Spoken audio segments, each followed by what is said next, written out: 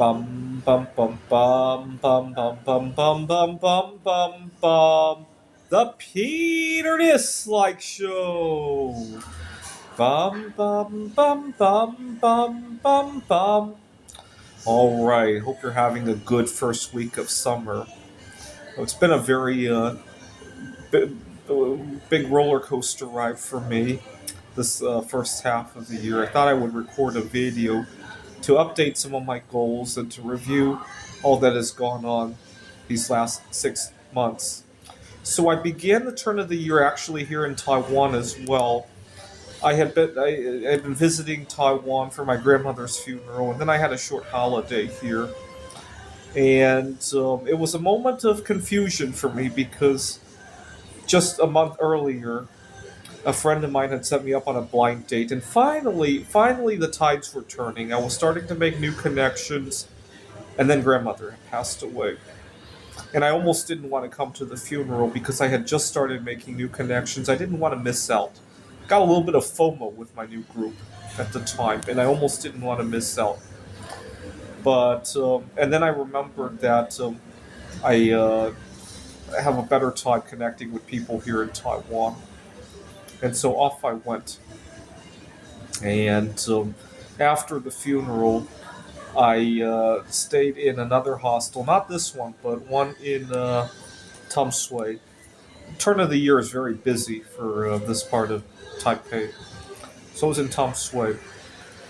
And out of sheer boredom, I decided to reactivate an online dating profile that I had not used in 4 years at that point in time.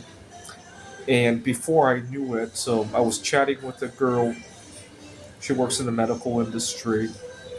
And I couldn't believe what I was hearing. And you gotta remember, just a month ago, I was so messed up that there's no way I could chat with her. I would mess it up because I was heartbroken, I was desperate, I didn't know what to do. And I'm so glad I had the experience that I did with my friend setting me up on the blind date. Yeah, I did have to kind of go crazy to get it to happen, but you know what? I owe a lot of what I have now 6 months later to that event. I'll get to it in a moment. The last couple of days of my last trip to Taiwan were a confusion because I wasn't sure if the girl was going to ghost me, and I was trying to be optimistic, but trying to also at the same time realize that maybe nothing's going to come of it. And that's one of the worst feelings in the world. When you have to be prepared, right? After all, you still have to get dressed, you still have to take good care of yourself. It's not like you can go on a bender, right? But at the same time, you have to expect nothing at the end of it. I'll let you imagine that feeling, right? It's kind of like imagine trying to think. Um, Imagine you're set to inherit some money, but you don't know how much it is, right? So you got a bucket list, but you still have to prepare for it to be like 2 cents, right? And that's how I felt. And uh, we had we had agreed to meet at the shopping mall in Nangang, but the whole ride there, I was expecting nothing much of it. So I was confused. I still have to keep my good appearance, but I was expecting nothing to happen. I got there, sure enough, I met her, and it was all good. She's at the time she was thinking about one day studying in the United States. I'll get to, she has some other plans. I'll get to it in a second. But and that was good. When I got back to the hotel, I was so heartbroken because I had to go home the next day, and I had an early morning flight. I had to wake up at 5 in the morning. When I got up at 5 in the morning, I was surprised that my roommates were so supportive because I had already gone through two really tough events. First, grandmother passing away, and now having to go home after such a good connection. I was so heartbroken. I got on the plane, and for the first time in my life, I normally use the flights as a way to kind of do a digital detox, but for the first time in my life, I found myself buying the Wi-Fi on the airplane just so I could stay in touch with her, and it was all good. I on the way home, I had bought some markers here in Taiwan. Taiwan makes some really good pens and markers, and I had painted a Mondrian square, and I had shown her, and we had some good chat as well. And then I got home, and for once, I felt a sense of optimism. Started my job at the well, it's still also part of the same community college system, but a different campus, and started the year with a lot of optimism. I continued to use the dating app when I got back, but I don't have as good the fortune back home in Phoenix. I've since learned how to use a VPN to hack the dating app so I could continue to date in Taiwan or in other countries, even when I'm back home. I tend to have better luck. Of course, once I do connect with somebody, finding the time and money to travel to go see them is a whole different story, right? But I had such a bad time using it in Phoenix that I straight up asked people to swipe left on my profile. And I went to my profile. I posed for the camera and I pointed left on the camera. I said, please swipe left.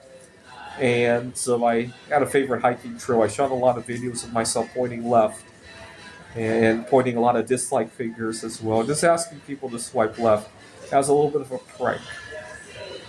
Get to what happened in a second. I moved in with. It was a mistake at the time, but I moved in with. The year before, a friend of mine had set me up on a blind date. I moved in with her ex-boyfriend. Um, they had an amicable breakup, so I moved in with him. Now looking back, it was a little bit of a mistake because I think the two of us didn't have like an arm's length kind of transaction. There was too much boundaries issues. He owned the place. He had two other roommates. They had the three of them had been living together at least 5 years, and I think that also created a lot of friction. That I was in such a new one. Right? If he had another roommate that had moved in like 2 months earlier, it might have been an okay situation. But uh, it would have been fine. I missed a couple of warning signs. The first warning sign I missed was that you got to understand. I teach at two different colleges. I got my art project going on. A lot of times when I come home, and not to mention my return to the dating scene, a lot of times when I come home, I'm exhausted. Yeah, I should be a little bit more mindful of my personal safety, privacy. But a lot of times I come home, I'm exhausted. The first thing I do is to go to the couch and crash, or go to my bedroom and crash. And he would often snoop around my stuff. One day, I had been writing lyrics to a parody song. It had been what was the occasion? I'm trying to remember. Uh, it wasn't Mary Curry's anniversary. You guys see, I sometimes sing parody songs, and he had some nice lyrics or something to that effect, right? And I'm like, gee, did I give you permission to go through my bag and go through my stuff? And yeah, I should be more mindful of my personal. What's really funny is that he snoops stuff like that, but it's not like he wants to. Sometimes I have valuables laying around. He doesn't steal. He just wants to snoop. Which is what made it all the weirder, right? And actually, he did take a few valuables. I'll get to that in a second. We eventually had a huge falling out. What had happened was he's very obnoxious and loud. He's a heavy drinker. I wouldn't say an alcoholic, but a big drinker for sure. And sometimes I'm already having a bad day. I was at the college campus when I had a good conversation with a girl, a former student of mine actually. She took a different major, but I wanted to talk her into coming back to computer science. So we had taken a walk around the department. I got to show her some interesting presentations that were on the wall, poster presentations, and she was fascinated by that. But by the time I finished the conversation with her, I was so drained because I knew she had interesting feelings for me. Obviously, she's very young, so I took it as a compliment anyway. And by the time I was finished with that interaction, I was drained. And I get home and I told him, "Could you please give me some space?" Now it would be one thing if he were doing something incidentally, right, that he needed to do, right. But he took that as, "Oh my God, you want space? I'm definitely going to deny that to you," right. And that's a whole different ballgame, right. And come to think of it, during my time living in his apartments, my none of my valuables disappeared, right? I had precious metals that I was working with, not just bismuth, by the way, but I was making the sterling silver jewelry as well. None of that disappeared. My furnace didn't disappear. My computers, my cell phones didn't disappear. But the one thing that kept disappearing was my headphones. And I now looking back at it, I think he took them because he would want to to just jabber at me with all of his crazy ideas. I didn't want to. I didn't have the mental capacity to listen. I would put on my headphones. After I moved out, we had a big falling out, big fight. I moved out. I asked my friend, the one who set me up on the blind date, to help me gather my things, and that's when four sets of headphones that had disappeared the weeks before reappeared. And now looking back at it, it was I missed so many red flags. Anyway, I had asked people to swipe left on my dating profile, and this girl in Houston swiped right on it and said, haha, what a funny thing. And we had talked about meeting up, but you know what? Houston's like a 2 hour flight away, and so it was just talk. But then the following week, two planes had crashed. And then I remembered when I was 14 years old, four planes had crashed in the same day, and I had developed a huge fear of flying. I didn't want to repeat that experience. And since we had such a good conversation, I wanted to take another trip, to take my mind off of all that had been going on, the fight with my roommate, the grandmother passing away, and all that. I took the flight. I almost got into some air rage on the flight, actually. As we were preparing to touch down, I remembered what had happened in DC just a few weeks earlier, and I got scared. And I wanted a little bit of a diversion. I remember as a kid, as a 5 year old kid, I used to love to kick the seat in front of me. So I asked the guy sitting in front of me if he would mind if I kicked his seat, just to ease some tension. "Oh, I'm just about to go visit a girl. I'm anxious. Can I kick your seat to take the edge off a little bit?" He said, "Sure, why not?" And I picked up my knee and I whacked the seat as hard as I could. Even he was startled even though he agreed to it, he was startled by it. And everybody gave both of us a dirty look. The flight attendant, everybody around us, and so I, we just both looked very stupid. But I was glad that in the process of doing that, the plane had descended quite a bit, and I started to feel better. And so I was really scared about what happened. I didn't realize how scared I would be about what happened in D.C. until I actually got on the plane. Right on the way there, to the airport, and as I was boarding, it didn't even cross my mind. It was only at the moment as we were descending. Oh my God! I want to take a. I wish we had a parachute. Does anybody have a parachute on here? Right? That was what I was thinking, literally. That's how. Although that would have been even more dangerous than just sitting on the plane, obviously, right? That's how irrational fear of flying can be, right? Got there, met the girl in Houston. Unfortunately, we have different directions in life, but you know what? We're still chatting to this day. She actually gave me some advice for the girl in Taiwan. And then I met a girl at a book club. She is working on writing her own novel. I call her Eve Curry because she is half Polish. Our first date, we went to uh, what is that? Dave and Buster, and she said she was anxious about dating. She hadn't dated in a few years, and when I heard that, it gave me a nice warm fuzzy feeling because that's one of the things you don't talk about on a first date. And I knew I wasn't going to have a lot of competition with her. And so I didn't tell her that, obviously. I said, "You'll be all right. Don't worry. Don't think about it too much."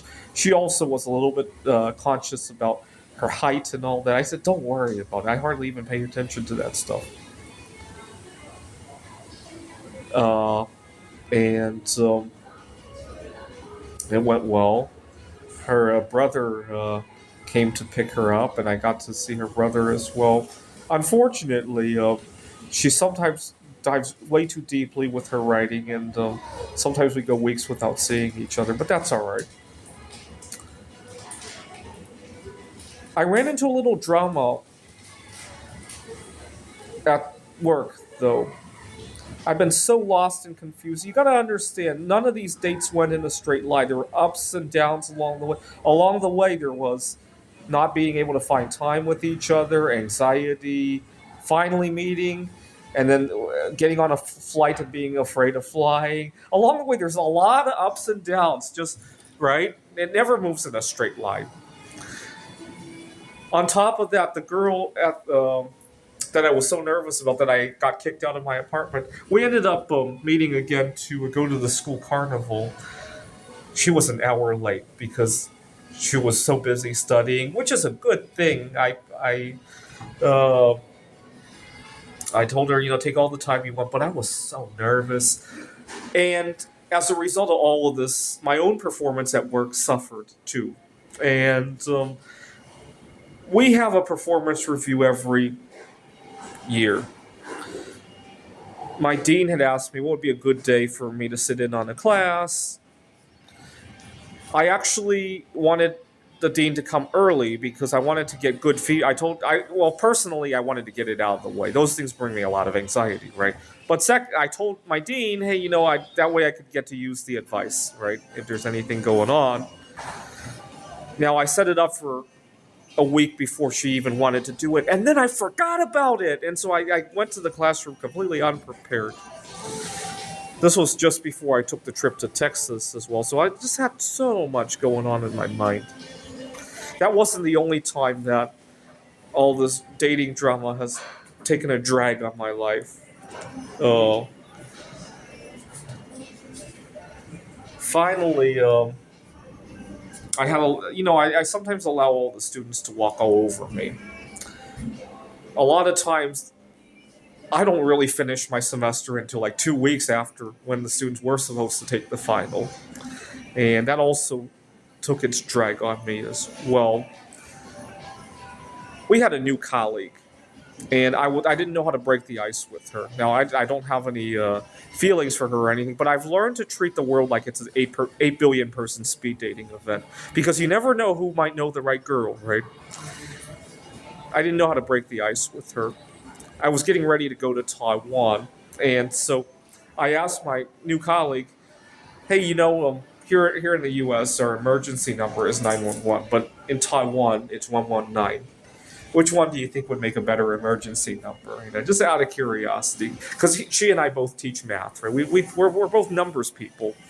She was really offended by that remark and complained to HR. HR told me that she's gone through a lot in her life. The concept of calling 911 is not something that she wants to talk about. And I apologized, and to this day I still don't like talking to her because I don't know if the next subject is going to trip her up again. Not that that's what I hate about the United States. You never know what trips you. So something as innocent as a 3-digit number. Right, I didn't even ask her. Have you ever called? It's not like I asked, "Would you like to call 911 someday?" or "Have you ever called 911?" I could understand if that would be triggering, but the concept of the digits 911 and 119, which one is more beautiful, right? Anyway, and then I left for Taiwan. And I ran into a minor issue the other day. One of my I was too eager to record a Peter Dislike show at 9:30, and woke up one of my roommates apparently. But you know what? Here in Asia, we actually problem solve. We don't point fingers, right? Had the 911 situation happened here in Taiwan, it would have been as simple as, can we talk about something else, right? Those numbers are a little triggering to me, right? Nobody's going to go to HR over that, right? Or maybe she wouldn't even say that. She would just smoothly change the subject and not even make me realize that the subject had changed, right? All right. Tomorrow I'm going. Later this week, I'm going to see the girl that I met last time. Unfortunately, she's a little bit upset about Donald Trump and some of his policies, and is rethinking about her goals. And I'm thinking about pivoting my career here anyway. So it'll be nice to see where we go from there. I'm glad to see that I made so many connections in 6 short months, right? Even the roommate that I fought with, I think we're still going to make up our differences eventually. I'm still close to the friend who set me up on the blind date. I'm still somewhat close to that girl as well. We didn't hit it big or anything. Uh, and I think there could have been some latent, he probably didn't even realize it, latent disagreement between the two of us because of the girl. And it probably manifested its way in a different way, right? Uh, I'm still close to the girl in Houston. She's been giving me a lot of suggestions, and to Eve Curry as well, right? Oh, and also I forgot to mention, I also connected with an actual descendant of Mary Curry, Helene. Um, what had happened was, the girl I call Eve Curry, she has a lot of anxiety, often shows up late. One day we were getting ready to see a movie, and she had changed the time a couple of times, and I was sitting in the lobby of the movie theater Googling about Mary Curry, and I discovered that Helene is still alive, 97 years old, and I decided I had to contact her and tell her about my chemistry experiments. And long story short, we connected over that, and one day while talking to her, I dropped the L bomb, and that went pretty well as well. And I hope to go visit her at some point. And oh, I forgot to talk about my Lego project as well. Helene was also a big inspiration for me to build the what is it, the Palace of Culture and Science out of Lego, and I submitted it to Lego Ideas. I've gotten 100 supporters so far, and after I built that, I have been Facebook friends with a Polish idol, season one, Evelina Falenta, believe it or not. But after I built the palace out of Legos, I contacted her again, and she was impressed by that. And I dropped the L bomb on her as well, and that went okay too. I got to be careful though, because I had a dream. A lot of times I have dreams that later come true, and I dreamt about Evelina Falenta one. I dreamt that I was doing a nofap, and I was on day 20 or 30 at this point, if I remember correctly. In the dream, it had been years and years since I had quit masturbating, and so I went to go visit her, and I had gotten her pregnant with 10 babies at once. So when I dropped the L bomb on her, and she responded positively to that, it made me worry that it was the beginning of that coming true. And I gotta be careful. We had talked about visiting at some point, and I thought, gee, I gotta be really careful if I do that, especially if I'm also doing that no fap as well, because that's how it played out in the dream. Anyway, 6 months into the year, just a lot of optimism still, but still a lot of things I need to be cautious about, especially when my life completely falls apart because I'm so anxious about all of these encounters, and I gotta be careful before anything goes wrong with that. This is the Peter Dislike Show. Bum bum bum bum bum bum bum bum bum bum bum bum.